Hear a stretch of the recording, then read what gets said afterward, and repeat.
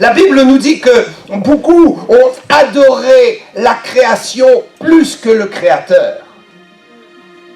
Je voudrais vous dire une chose qui est certaine, ce monde va passer. Ce qui va se produire, bientôt, très bientôt, Jésus va enlever son Église, les tribulations vont avoir lieu sur terre, Satan va se déchaîner. Puis il y aura 1000 ans, parce que Jésus reviendra au bout de 7 ans de tribulation pour mettre fin à la guerre. Et il régnera sur 1000 ans. Et à la fin des 1000 ans, Satan sera relâché. Et il y aura une seconde Armageddon. Et à ce moment-là, Dieu arrêtera définitivement le carnage. Il appellera toutes les âmes devant lui et ce sera le jugement dernier. Et à ce moment-là, la Bible nous dit que la terre sera détruite. Qu'il y aura un nouveau ciel, une nouvelle terre. Et que les éléments vont s'enflammer et se dissoudre.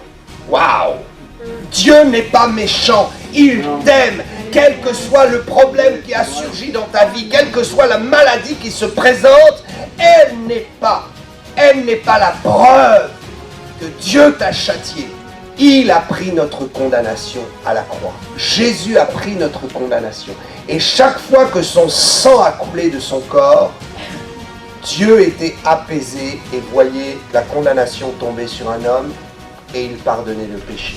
Si tu crois dans ton cœur que Jésus est ressuscité d'entre les morts, si tu crois qu'il est mort à la croix pour toi, tu auras la vie éternelle et tes péchés seront pardonnés.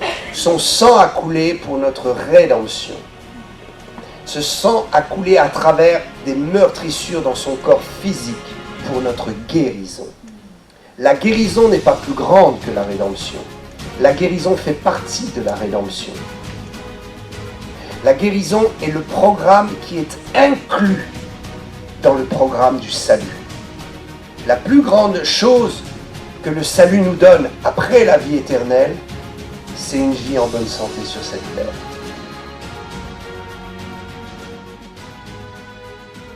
Jean chapitre 9. Jésus vit en passant un homme aveugle de naissance. Alléluia. Ses disciples lui firent cette question. Rabbi, qui a péché, cet homme ou ses parents pour qu'il soit né aveugle? Waouh! Verset suivant. Jésus répondit, ce n'est pas que lui ou ses parents aient péché, mais c'est afin que les œuvres de Dieu soient manifestées en lui. Alléluia! Amen. Cet homme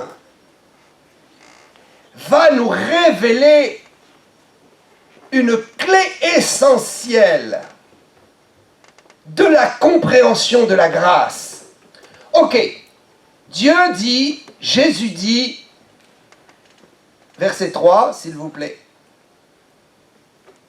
ce n'est pas que lui ou ses parents aient péché, mais il faut que les œuvres soient révélées à travers la compréhension de ce qui se passe avec cette maladie et cette guérison.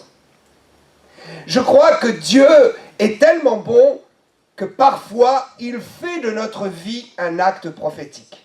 À travers la vie de quelqu'un, vous pouvez comprendre certains mécanismes du ciel. Poursuivons au verset 6.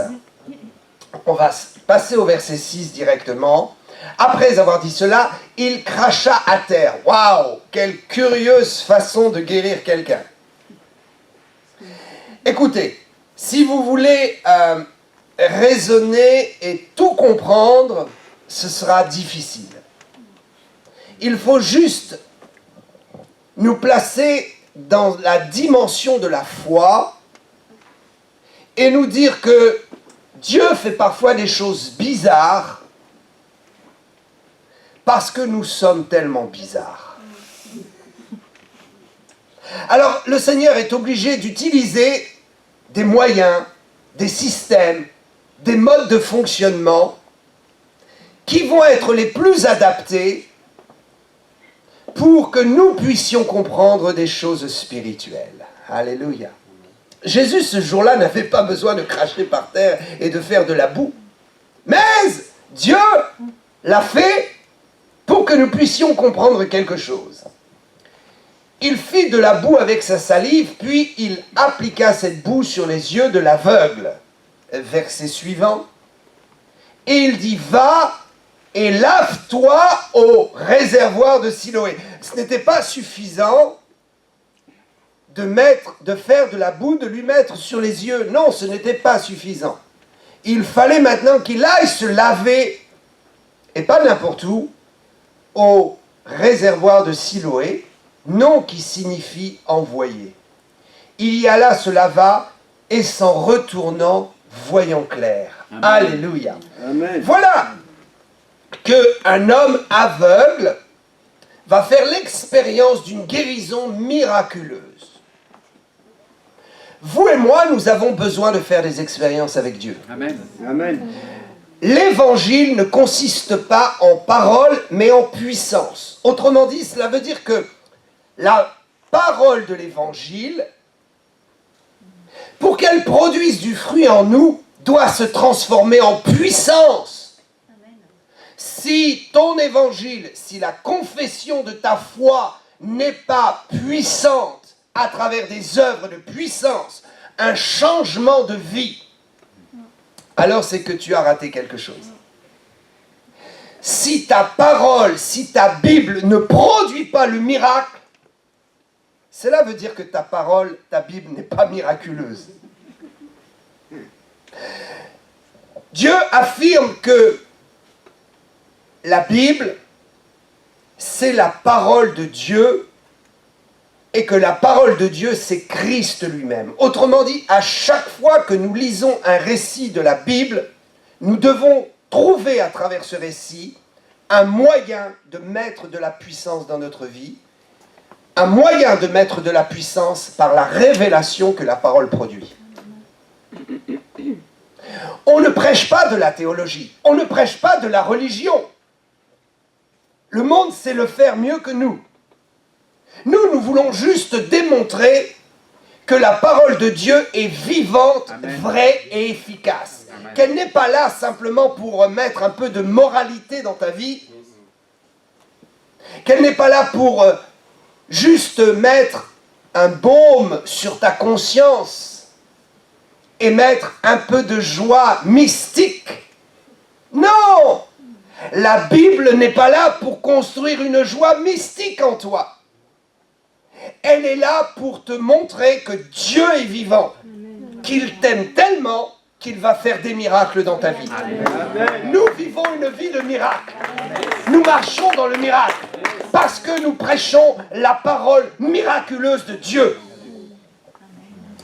La parole écrite sans la puissance de l'esprit ne peut pas nous conduire vers le miracle. C'est pourquoi nous prêchons avec la force et la ferveur du Saint-Esprit afin que nous ayons des révélations. Ce texte est une vraie révélation pour toute la chrétienté, pour toute l'humanité. Jésus est là et ses disciples viennent lui tirer la manche en disant « Hey, il nous faut une explication théologique. Cet homme est aveugle. Très certainement, il a péché. Mes amis, la grâce est bien plus grande que ça. Il faut se libérer dans la grâce de Dieu. Cessons de regarder dans le rétroviseur et de dire « Waouh, Dieu est en train de me poursuivre parce que j'ai fait un excès de vitesse. Il va me rattraper et me mettre une amende. » Cessons de croire que parce que quelqu'un ne roule pas vite, il a déjà été amendé, il a peur d'aller plus vite. Et il est sous le coup d'une condamnation. Cessons de penser que les malheurs des gens sont dus à la méchanceté de Dieu. Dieu n'est pas méchant, il t'aime. Quel que soit le problème qui a surgi dans ta vie, quelle que soit la maladie qui se présente, elle n'est pas la preuve que Dieu t'a châtié. Ce n'est pas que lui ou ses parents ont péché. C'est tout simplement parce que Adam et Ève ont péché. Et que nous sommes tous sous le pouvoir de la malédiction de la désobéissance. Et que le seul moyen de nous en sortir, c'est la grâce de Jésus-Christ. C'est l'évangile de la grâce. Les disciples n'avaient pas encore compris ce qu'est l'évangile de la grâce. Ils fonctionnaient, écoutez bien, ils fonctionnaient avec une mentalité légaliste. Ils étaient encore sous la loi, mais ils voyaient la grâce fonctionner. Alors ils ont fait un mixte. Ils essayaient toujours de mixer une explication des choses avec la loi et avec la grâce. Ok, tu vas le guérir, Seigneur, mais on veut quand même comprendre pourquoi il est aveugle. Pourquoi a-t-il eu ce châtiment? Mes amis, dès l'instant où Adam et Ève ont péché dans le jardin d'Éden, l'humanité a été mise sous un châtiment. Et parfois, certains trébuchent plus violemment que d'autres sous le coup du châtiment. Mais nous sommes tous responsables et nous sommes tous au même niveau. Et il n'y a pas quelqu'un qui doit être condamné plus que quelqu'un d'autre. Il y a simplement une humanité qui doit trouver la grâce et qui doit être libérée. Ce n'est pas que lui ou ses parents aient péché, comprenez, c'est que la malédiction du jardin d'Éden a amené les maladies dans la vie, a amené la maladie dans le monde, a amené la pauvreté dans le monde, et c'est cela que nous devons combattre. Cessons d'accuser les gens. Il y a des chrétiens très spirituels, ils sont bénis, ils ne sont pas malades, ils sont en bonne santé, ils ne manquent pas d'argent, et ils pensent que, oh, je suis vraiment quelqu'un d'exceptionnel, je plais à Dieu, n'est-ce pas? Dieu ne me châtie pas. Mais regarde ce pauvre chrétien qui a attrapé une maladie, Dieu l'a sûrement châtié. Oh, il a sûrement fait quelque chose qu'il ne fallait pas dans l'ombre. Mon ami, Dieu nous a pardonné nos péchés. Amen. Et notre problème de sanctification ne regarde que Dieu et nous. Amen. Je suis libéré du péché. Et si je pêche, ce que je fais ne m'entraînera pas en enfer parce que Dieu m'a pardonné et m'a donné la vie éternelle. La conséquence de mes actes, je les assume avec Dieu. Arrêtons d'accuser les gens. Et arrêtons de penser qu'ils sont sous le coup d'un châtiment particulier. Car c'est ce que les disciples étaient en train de dire. Il a un châtiment particulier. Mais ils n'ont pas compris que nous sommes tous dans ce magma de l'humanité plongée dans la détresse, dans la souffrance. Nous souffrons tous les mêmes choses. Et nous sommes tous combattus par le même ennemi, Satan. Alors, il dira, Jésus répondit, ce n'est pas lui. Mais c'est afin que les œuvres de Dieu soient manifestées en lui. C'est-à-dire, Jésus dit, hé les gars, attendez. À travers l'expérience de cet homme, je vais manifester ce qu'il y a de plus vrai. Je vais manifester ma grâce et je vais faire comprendre à ceux qui veulent bien le comprendre ce qu'est vraiment la grâce de Dieu et comment on peut s'en sortir dans la vie. Le mode d'emploi est inscrit ici. Waouh! Il y a des gens qui lisent des livres et des livres et des livres et des livres et qui ne trouvent jamais le mode d'emploi de la vie. Comment s'en sortir dans la vie? Eh mes amis, c'est simple. C'est avec Jésus qu'on s'en sort. Amen. Les œuvres qui vont être manifestées. Ok. Voilà l'essentiel de ce que nous devons comprendre à travers l'expérience de cet homme, qui est une expérience qui devient prophétique pour nous. Vous savez, la prophétie, ce n'est pas simplement de parler. Il y a des prophètes qui ont parlé, mais il y a aussi des prophètes qui ont agi. Et à travers leur action, la prophétie a été donnée. Un prophète est venu vers l'apôtre, il a pris la ceinture, il a lié les mains et il a fait un signe. Je crois que des gens peuvent réellement nous montrer des choses à travers des signes. Peut-être même Dieu permet que nous passions dans certaines situations, que nous passions par certaines épreuves ou que nous passions par certaines expériences parfois étranges, juste pour que lorsqu'on sort de cette expérience, on puisse dire, regardez, cette expérience est prophétique pour vous. Elle parle de quelque chose. L'expérience de cet aveugle nous parle. Après avoir dit cela, il cracha à terre et fit de la boue. Est-ce que ça ne vous rappelle pas quelque chose? Moi, ça me rappelle quelque chose. Quand Dieu a créé l'homme, la Bible nous dit qu'il a créé l'homme à partir de la poussière de la terre. Dieu a créé le corps physique à partir de la poussière de la terre et du souffle de sa parole. C'est ainsi que nous pouvons être à peu près certains que cet aveugle devait être né soit sans œil, soit avec des yeux difformes et pas complètement achevés au niveau de la création. Peut-être les yeux n'étaient pas encore complètement achevés. Dans le sein maternel, il s'est passé quelque chose et les yeux ont été affectés et cet homme est venu au monde et il n'avait pas ce qu'il fallait pour pouvoir voir clair. Donc Dieu a recréé des yeux. En fait, Jésus a pris de la poussière et a montré quelque chose. Il a dit, voyez, dès le commencement, vous êtes poussière et tout ce qui est physique vient de la poussière. Et cette poussière est devenue animée, est devenue fonctionnelle par le souffle de ma bouche. Alléluia. Savez-vous que tout ce qui est fonctionnel en vous l'est par la puissance de la bouche de Dieu, du Verbe, de la puissance du Saint-Esprit. Pourquoi est-ce que notre corps qui est matière est animé alors qu'il y a d'autres matières et d'autres corps qui sont inanimés? Parce que les corps inanimés n'ont pas bénéficié du souffle. Mais notre corps a bénéficié du souffle. C'est ainsi que si je veux que mon corps soit en bonne santé, il faut que je l'arrose constamment du souffle de la parole. Je crois dans la puissance de la déclaration. Il y a des gens qui déclarent tout le temps leur maladie et qui sont malades. Et il y a des chrétiens qui n'osent jamais déclarer leur guérison et qui restent malades. Je crois que nous avons quelque chose à comprendre dans la confession. Si vous êtes malade, il faut confesser que vous êtes guéri en Jésus-Christ. Il faut confesser la parole de Dieu sur vous. Il faut proclamer sur votre corps.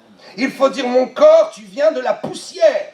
Mais tu as ceci de supérieur à la poussière et à toute autre matière, c'est que Dieu a parlé sur toi. Alors moi, aujourd'hui, je parle sur toi, mon corps. Et je t'ordonne d'être en bonne santé. Amen. Alléluia. Amen. Amen. C'est comme cela, n'est-ce pas, que Dieu fait. C'est comme ça qu'il procède. Genèse, chapitre 2, verset 7. L'Éternel Dieu forma l'homme de la poussière de la terre. Il souffla dans ses narines un souffle de vie et l'homme devient un être vivant. La matière s'est animée. Alléluia. Nous devons réellement comprendre que Jésus a rappelé le principe de la création et le principe de la vie dans la création et le principe du mouvement et de l'activation de ce que nous sommes en tant que corps humain et être humain. Alors, ceci est très intéressant et Jésus aurait pu s'en arrêter là.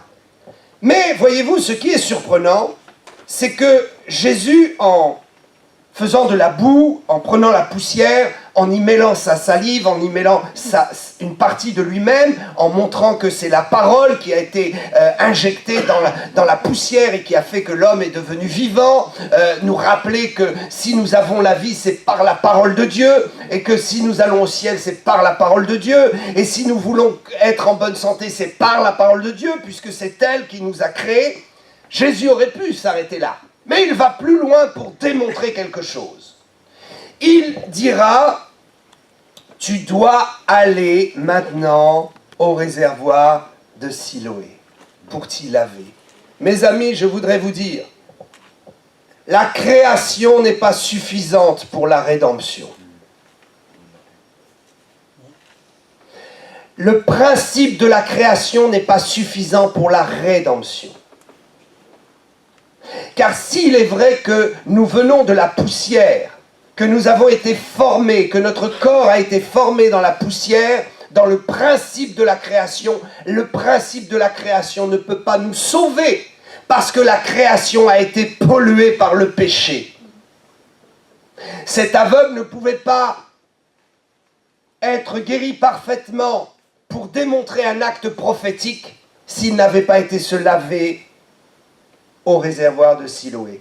Toi et moi, nous avons besoin d'être lavés par la parole de Dieu, lavés par le sang de Jésus, lavés par la présence de Dieu, lavés par l'esprit de la grâce. Il y a des gens qui disent « Oh, mais la nature me rendra ».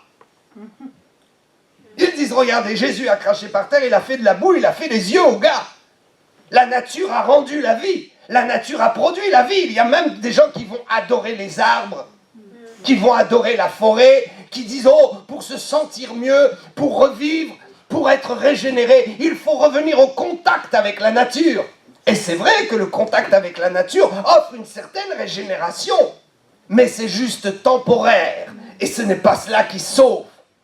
Jésus a dit « Ok, j'ai recréé pour toi. Je t'ai ramené au système de la création. Je t'ai ramené au système de la nature. Mais maintenant, il faut que tu ailles te laver les yeux. Il faut que tu ailles te laver pour voir clair. Nous avons besoin d'entrer dans un nouveau système de réflexion et de compréhension. Nous avons besoin de rentrer dans un nouveau système de création. Quand Jésus est mort, il a ouvert la porte à un nouveau ciel, une nouvelle terre, un nouveau système de fonctionnement pour l'homme, qui n'est plus un simple fonctionnement naturel et humain, mais qui est devenu un système de fonctionnement spirituel.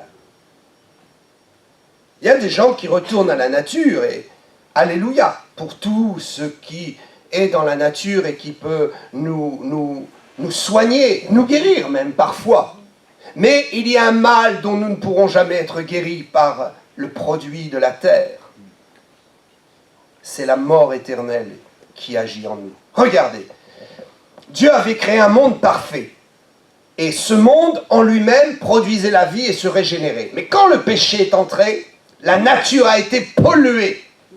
Et la nature a perdu sa capacité de donner la possibilité à l'homme de vivre éternellement. Il y a des gens qui disent « Oh, on va faire un New Age, on va faire un nouveau recommencement ». Même, je ne sais pas, des histoires sur soi-disant des Illuminati qui préparent un nouveau monde, qui veulent faire mourir plein de gens et qui disent « Nous allons ressaisir le potentiel de la nature et de la terre et nous allons permettre à des gens de vivre des milliers d'années ». Mais mes amis, la terre est polluée, la terre est corrompue. La terre ne peut plus nous donner ce qu'elle nous donnait dans le jardin d'Éden. C'est pourquoi Jésus est mort à la croix, pour nous emmener dans un nouveau système de vie, un nouveau système de fonctionnement, un nouveau système de régénération. Regardez ce qui s'est passé avec le déluge. Ok, la terre est corrompue. Il y a des épines, des ronces, et le sol ne produit que de l'amertume et de la souffrance. Dieu dira même, « Hé, mon gars, Adam, il y a un problème maintenant. Tu vas devoir transpirer et souffrir pour que la terre te donne du produit et te donne à manger. Avant le péché, la terre te donnait, tu n'avais pas besoin de te fatiguer. Mais maintenant, il va falloir que tu te fatigues, la terre ne peut plus te donner, elle te fera souffrir. » Alors, il y a eu cette escalade de la corruption, cette escalade de la dégradation même de la nature. Alors Dieu a dit, je vais nettoyer, je vais refaire une nouvelle création, une nouvelle nature, un nouveau monde. Et il a pris Noé avec sa famille, il l'a mis dans l'arche et il a dit, ok, on va noyer la terre et on va refaire une nouvelle création. Est-ce que ça a réglé le problème? Dieu savait que ça ne réglerait pas le problème. Mais Dieu a voulu nous montrer que le problème ne pourrait être réglé que par l'abandon entre les mains de Jésus, que par la puissance d'en haut, les fleuves d'eau vive qui coulent du sein de Jésus. Alléluia. Amen. Amen. Jésus est venu et de son sein a coulé un fleuve d'eau vive et de régénération. Siloé représente, dans l'Ancien Testament, représente pour la loi quelque chose de très précis. C'est le symbole de la bénédiction. Siloé était une source à Jérusalem et cela représentait exactement la source d'une bénédiction divine, de quelque chose qui venait d'autre part que de ce monde, qui venait d'un endroit très spirituel qui est le royaume de Dieu. Siloé, la source de Siloé représentait ce qui peut sauver et qui vient d'un endroit invisible. Je ne ferai pas d'exégèse et de théologie, mais si vous posez la question aux Juifs, ils répondront mieux que moi, ils vous diront « Siloé, ça c'est quelque chose de mystérieux. C'est quelque chose qui nous parle d'une source de vie qui ne vient pas de ce monde réel. » Waouh! D'ailleurs, nous pouvons lire ce que Jésus a dit dans Jean chapitre 7, verset 38. « Celui qui croit en moi, des fleuves d'eau vive couleront de son sein, comme dit l'Écriture. » Alléluia. Jésus nous a donné cette nouvelle possibilité d'être régénéré par les fleuves d'eau vive qui coulent de son sein, qui coulent de sa vie, qui coulent de son miracle et de la croix. Alléluia. Quand nous guérissons quelqu'un, nous savons que nous le guérissons en transmettant dans l'esprit et dans la vie de cette personne la puissance de Dieu qui peut le sauver. Le miracle ne sauve pas, la guérison ne sauve pas, mais la guérison est pourvue dans le sacrifice de Jésus. Et à chaque fois que nous guérissons quelqu'un au nom de Jésus, que c'est vraiment Dieu qui le fait, il y a une bénédiction qui est donnée, qui accompagne la guérison et qui amène la personne à une transformation spirituelle. C'est un outil. Voici les signes qui accompagneront ceux qui auront cru. Nous ne guérissons pas les gens juste pour améliorer leur quotidien. Nous les guérissons au nom de Jésus et nous faisons fonctionner le système de la croix et les meurtrissures de Jésus pour qu'ils soient guéris, afin qu'à travers la guérison, ils aient un contact avec le Sauveur. Cet aveugle a eu un contact avec la boue et la terre. Il a eu un contact avec la régénération par le système naturel. Mais ce qui l'a sauvé, c'est le contact avec Siloé qui était l'image du contact avec les fleuves d'eau vive qui coulent du ciel et qui coulent du sein de Jésus. Alléluia. Amen. Regardez, ça n'a pas réglé le problème. Dieu a noyé le monde, il y a eu le déluge. Et l'humanité est repartie. Et elle est repartie de travers. Peut-être moins de travers, mais croyez-moi, elle est vraiment repartie de travers.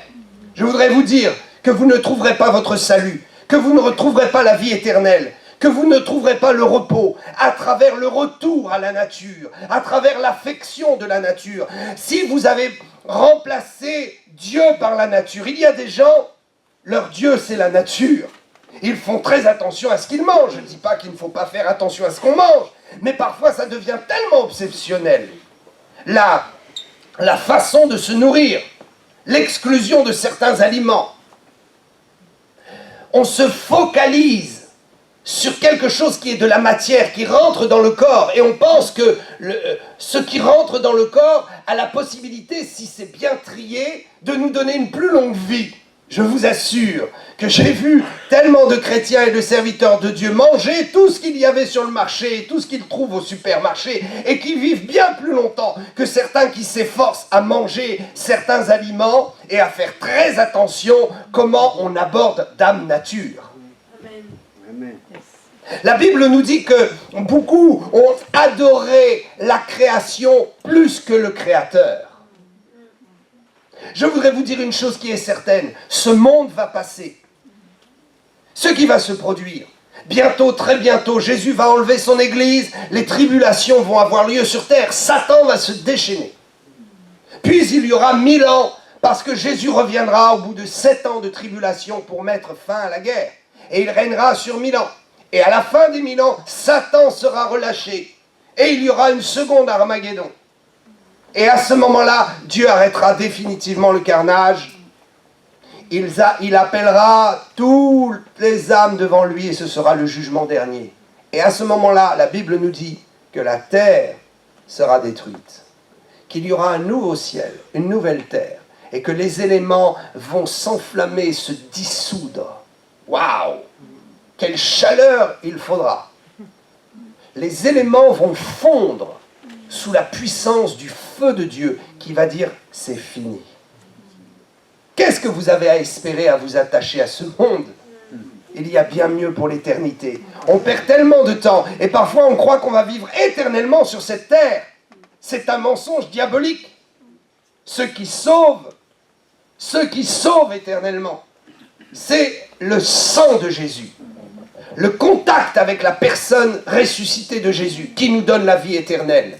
C'est d'être lavé par ces fleuves d'eau vive et sa parole qui nous régénère jour après jour et qui opère un changement en nous. La guérison est tellement importante. Et à travers la guérison, Dieu nous parle tellement du salut. Dieu nous parle tellement de ce seul moyen d'aller au ciel que la croix. Voyez, Jésus a versé son sang. La Bible nous dit qu'il a été meurtri dans son corps et qu'il a versé son sang. Il y a eu 2 opérations terribles dans les souffrances de Jésus. La souffrance de Jésus a commencé à Gethsémanée, où il a fallu qu'il obéisse au Père. Mais physiquement, il a commencé à ressentir des douleurs qui ont fait que son sang a perlé de son front. Il a commencé à verser son sang pour notre rédemption, pour notre salut. Parce qu'il n'y a pas d'autre moyen pour être sauvé que de passer par l'acceptation du sacrifice de Jésus qui couvre nos péchés, qui nous les pardonne et qui les détruit. Amen.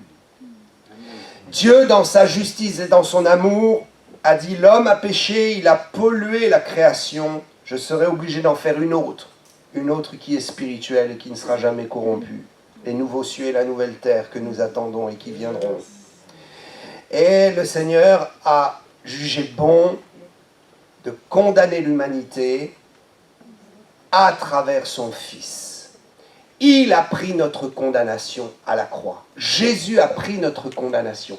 Et chaque fois que son sang a coulé de son corps, Dieu était apaisé et voyait la condamnation tomber sur un homme et il pardonnait le péché. Si tu crois dans ton cœur que Jésus est ressuscité d'entre les morts, si tu crois qu'il est mort à la croix pour toi, tu auras la vie éternelle et tes péchés seront pardonnés. Son sang a coulé pour notre rédemption. Ce sang a coulé à travers des meurtrissures dans son corps physique pour notre guérison. La guérison n'est pas plus grande que la rédemption. La guérison fait partie de la rédemption. La guérison est le programme qui est inclus dans le programme du salut. La plus grande chose que le salut nous donne après la vie éternelle, c'est une vie en bonne santé sur cette terre. C'est la guérison de notre corps. C'est la réparation de notre corps. Non pas par un nouveau système de création. Dieu n'a pas besoin de recréer en nous. Son sang a coulé à travers des meurtrissures. Et quand Dieu a vu les meurtrissures dans le corps de Jésus, il a vu notre guérison et il nous a accordé notre guérison. Ceci est quelque chose qui n'est pas facile à comprendre d'un point de vue humain, dans notre intelligence humaine. Mais si on se place sous un rapport spirituel, on peut comprendre que Dieu est juste et que Dieu a voulu que toute la malédiction du péché, toutes les œuvres mauvaises des hommes soient absorbées quelque part. Où est-ce que Dieu pouvait déposer les péchés des hommes? Il ne pouvait pas les déposer quelque part dans son royaume. Il ne pouvait pas les déposer quelque part dans l'univers. Ils auraient toujours été présents. Le seul moyen de faire disparaître la faute de l'homme pour Dieu a été de la faire absorber dans le corps de Jésus. Jésus, en mourant, a absorbé nos fautes. Dans son sang, il a absorbé toutes nos maladies et toutes nos infirmités. Et ce sang, maintenant, plaide pour nous. Alléluia. Le plus grand prix qui a été payé a été le prix du sang. L'humanité n'a pas été rachetée à coups de dollars, de yens ou je ne sais quoi. L'humanité a été rachetée avec une valeur qui est bien plus que l'or et l'argent. avec la valeur du sang d'un homme, le Fils de Dieu. Alléluia. Ce jour-là, cet aveugle est reparti voyant clair et probablement il comprendra que la seule possibilité d'y voir clair, c'est de se laver dans le fleuve de vie qui coule du sein de Jésus. Ses enseignements, sa vie, son exemple, tout ce que Jésus a dit constitue le fleuve de vie qui nous lave. Alléluia.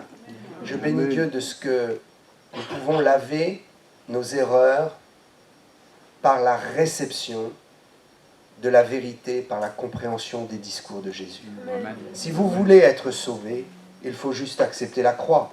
Et si vous voulez vivre pieusement et vivre sainement, il faut juste accepter ses enseignements et laisser ces enseignements pénétrer en vous, vous laver de l'intérieur et produire une vie nouvelle. Amen. Amen. Vous savez, moi je prêche la grâce et ceux qui ne prêchent pas vraiment la grâce prêchent le légalisme. Et comme je le dis, ils essaient aussi d'emmener les gens vers une vie meilleure. C'est ce qu'on appelle la sanctification, devenir meilleur, se sanctifier, se laver de ses péchés, se laver de ses problèmes, se laver de ses addictions, devenir meilleur. C'est ce que la Bible appelle la sanctification. Je me sanctifie, je deviens meilleur, je me nettoie et je deviens saint. Alors, il y a deux façons de parvenir à la sainteté. Soit vous mettez des règles dans votre vie très strictes, et ça s'appelle la loi et le légalisme. Et croyez-moi, avec cela, vous n'arriverez pas loin. Soit vous mettez la grâce dans votre vie, et vous croyez que Jésus vous a tout pardonné. Qu'il vous a tout pardonné au point que même si vous commettez un péché, Dieu vous l'a pardonné en Jésus-Christ. Et que la solution, c'est juste de compter sur sa grâce pour ne pas recommencer. Si vous comptez sur vos propres forces pour ne pas recommencer, vous recommencerez. Mais si vous comptez juste sur sa grâce, sur sa bienveillance et sur son assistance, là, le Saint-Esprit vous aidera et vous ne recommencerez pas. Je vais vous dire, tout est une question de foi et de confession. Il faut juste y croire. Croire que je suis régénéré non pas par des choses de ce monde. Je suis régénéré par la puissance de la croix qui représente la grâce de Dieu pour moi. Dieu m'a pardonné. Si vous êtes là en train de boire un verre d'alcool et que vous avez un problème avec ça, si vous êtes en train de fumer de l'herbe, vous avez un problème avec ça. Vous êtes en train de prendre des cachets pour dormir, vous avez un problème avec ça et vous vous dites « je suis pécheur et ce que je fais n'est pas bien ». Si vous restez dans cette culpabilité en disant « ce n'est pas bien, Dieu va me condamner, Dieu ne va pas être content » et que vous alliez dans ce sens, alors à ce moment-là, vous allez essayer par vos propres efforts de vous en sortir et vous allez vous noyer dans ce qu'on appelle la culpabilité. Parce que vous n'arriverez pas à vous en sortir, ou si peu. Et la culpabilité satanique sera là. La loi que vous avez encore en vous vous accusera. Mais si, pendant que vous êtes en train de faire cela et de boire et de dire « Seigneur, j'ai vraiment un problème », mais tout en buvant, je vais confesser que je suis une personne nouvelle en Jésus-Christ, que Dieu m'a pardonné mon péché, que ce que je suis en train de faire est une erreur qui va cesser, parce que Dieu ne me condamne pas, et même si je meurs avec mon verre à la main, je ne serai pas perdu, j'irai au ciel. Si nous commençons à faire fonctionner la grâce, si nous commençons à laisser couler les fleuves d'eau vive, si nous commençons à nous laver dans la grâce, Siloé représente le pardon et la grâce, la puissance de Dieu qui nous libère, non pas par nos efforts, mais par sa grâce. Je vous dis que ça fonctionne. Je conseille même à ceux qui sont drogués et qui n'arrivent pas à s'en sortir. Hé les gars, pendant que vous faites votre shoot, dites, je vous assure, dites-le, Satan va vous accuser. Il dira, hé, tu es en train de faire un shoot, tu es en train de blasphémer, tu pêches, Dieu va te condamner, tu vas mourir et tu iras en enfer. Ça, c'est ce que Satan dit. Mais dites-lui, moi, par mes forces, je ne peux rien faire, je suis lié, mais je crois que Dieu m'a pardonné. Et s'il m'a pardonné à la croix, c'est parce qu'il veut que je sois libéré. Alléluia. Et le diable viendra te dire, hé, tu es un hypocrite. Tu pourras lui dire, Jésus m'a tellement aimé qu'avant même que je ne commette ce péché, il est mort pour moi. Alors pendant que je le commets, à combien plus forte raison va-t-il m'assister? Alléluia! S'il t'a assisté alors que tu étais encore dans le néant, tu n'étais même pas dans le ventre de ta mère, si Jésus est mort à la croix et qu'il avait déjà pardonné tes péchés avant que tu les commettes, à combien plus forte raison, si tu es en train d'en commettre, tu peux t'appuyer sur sa grâce pour confesser qu'il t'assistera pour la délivrance. Cessons de condamner les gens. Peut-être cet homme aveugle était-il aussi peut-être sous la responsabilité de parents qui avaient fait des choses bizarres? Peut-être sa mère n'avait pas voulu de lui, avait frappé sur son ventre. Je ne veux pas de cet enfant. Et elle a frappé juste dans l'œil. Et il est venu avec un œil en moins ou un œil tout abîmé. Et il est resté comme ça toute sa vie. Mais Dieu avait prévu un plan de salut pour lui. Dieu avait prévu un plan de salut. Il y a des gens qui t'ont écorché, qui ont écorché ta vie. Et peut-être tu en es là où tu en es parce que tu n'avais pas trouvé d'autre solution que de te réfugier dans ces choses. Mais Jésus est mort à la croix pour toi. Et il t'aime tellement que tu peux même l'appeler pendant que tu es dans cette situation. Yes, amen. Tu peux l'appeler pendant que tu es dans cette situation et lui dire, Seigneur, je veux justement sortir. Mon corps réclame et je n'ai pas la force. Donc j'avoue que je n'ai pas la force. D'ailleurs, si j'avais eu la force, tu ne serais pas mort à la croix pour moi. Tu m'aurais dit, va, on va te crucifier, tu vas porter ta propre peine. Si Jésus est parti à la croix à notre place, c'est parce que nous ne pouvions jamais être sauvés par nous-mêmes. Nous ne pouvions pas être sauvés. C'était impossible. Nous ne pouvions pas mourir et porter nos propres fautes. Nous aurions été engloutis dans la masse de nos péchés. Alors Jésus s'est substitué. Et si nous péchons et que nous n'avons pas la force de nous en sortir, nous prions et nous disons, Seigneur, je ne veux plus me culpabiliser. Je veux juste compter sur ta grâce et vivre un miracle. Je ne veux plus me mettre dans une position religieuse où je me condamne moi-même et où finalement je ne m'en sors pas. Mais je veux maintenant juste dire que c'est ta grâce qui va m'en sortir. Et que même si je n'arrive pas à m'en sortir, je suis sauvé parce que tu m'as aimé et parce que ce que je suis en train de faire est contre ma volonté. Je le rejette. Et si j'y prends du plaisir, Seigneur, éteins même ce plaisir. Alléluia. Et Dieu le fera. Vous savez que Dieu intervient particulièrement dans les situations de crise. La Bible dit que là où le péché a abondé, la grâce a surabondé. Savez-vous à quel moment la grâce surabonde particulièrement? À quel moment nous faisons particulièrement l'expérience de la grâce? Au moment où nous sommes dans une situation de crise. Au moment où nous sommes en plein dans la boue. Au moment où nous sommes au fond du gouffre. Et où nous acceptons de dire, Seigneur, je refuse de me culpabiliser. Je reconnais qui je suis et je te demande simplement de me sortir de là. Alléluia. Amen. Je me souviens de cette expérience de cet homme qui me disait, Pasteur, au moment où j'étais en train de fumer, j'ai prié, je priais en fumant et le diable me disait, c'est un blasphème. Tu es en plein dans le péché, tu oses prier. Et moi j'ai continué à professer la parole de Dieu qui dit tel qu'il est lui, tel je suis moi. La Bible dit tel qu'il est lui, tel nous sommes nous. Amen. C'est-à-dire que je suis sauvé, j'ai déjà ma place au ciel. Et au ciel, je n'aurai pas cette allure. Je serai beaucoup plus beau que cela, vous savez. J'ai déjà mon moi au ciel qui m'attend. J'ai déjà une image de moi et un éclat qui m'attend au ciel. Alléluia. Donc, il confesse et il dit, Seigneur, tel que Jésus est, moi je suis rendu comme il est. C'est ta parole qui le déclare. Instantanément, le dégoût du tabac est venu dans la bouche et il a éteint définitivement sa dernière cigarette. Alléluia. Je veux vous encourager et vous dire, n'essayez pas les moyens humains, mais essayez les moyens spirituels pour vous en sortir. Et déculpabilisons enfin les gens. Soyons pas comme ces disciples qui n'avaient pas encore compris et qui sont venus à dire, hey, Le gars mérite d'être aveugle peut-être. Tu ne penses pas qu'on devrait le laisser un peu encore comme ça? Les gens souffrent, vous savez. Ce n'est pas de leur rappeler leur misère qui arrangera les choses. On prend les adolescents qui ont commis des fautes et on leur tape sur la tête en disant « tu as commis une faute ». Et ils ont envie de crier « hey !» Ce n'est pas la peine de me le rappeler, je le sais.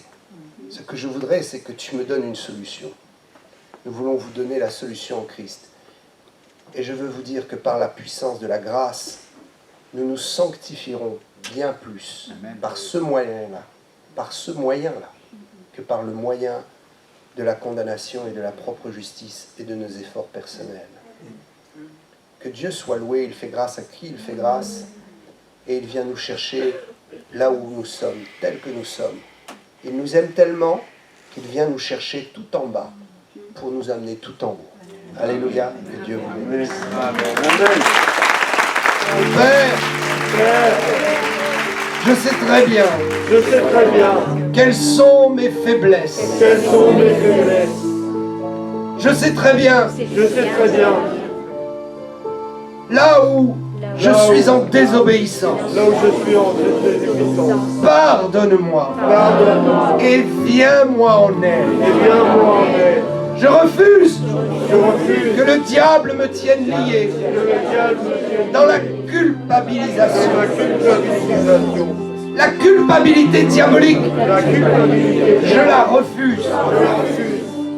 Et je crois dans ton amour. Tu m'aimes tellement que tu ne vas pas me laisser dans cette situation. Je crois que ton œuvre à la croix m'a libéré. Merci parce que tu vis au siècle des siècles. Et pour toujours, tu me garderas en toi.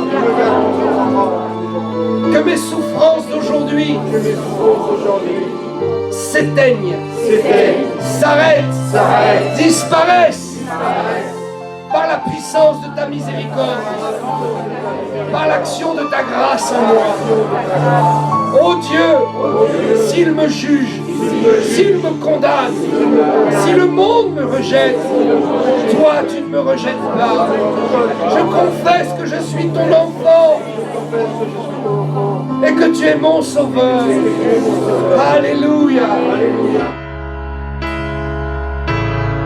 There is power in the name of Jesus.